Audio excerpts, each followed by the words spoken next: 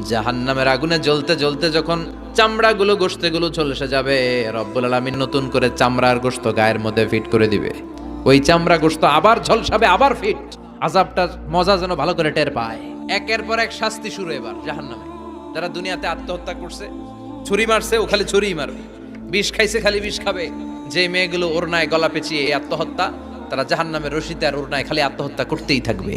যারা স্মার্টফোনের ভিতরে ইন্ডিয়ান নায়িকাদের কোমর দোলানো ডান্স দেখেছে, অশ্লীল ভিডিও দেখেছে, জাহান্নামের গরম শিক চোখের ভেতরে ঢুকিয়ে দেওয়া হবে।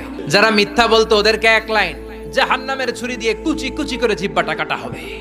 অন্যের জমি মেরে খেয়েছে এরকম ডাকাই তাছাড়া নাই, 7 জমিন ওর কাঁধে তুলে দেওয়া হবে। এবার কারে কর গিবত করে চগল খড়ি আছে না নাই, তাদেরকে আল্লাহ জাহান্নামের তামা দিয়ে নখ বানায় দিবে, আগুন ঝরবে ওটা থেকে। নিজেরা নিজের গালের গোশত আর বুকের গোশত টেনে কুড়ে কুড়ে খাবে। ওদের ব্যথার চিৎকারে পুরো জাহান্নামটা থারথার করে কাঁপবে। যারা যাকাত দেয় নাই,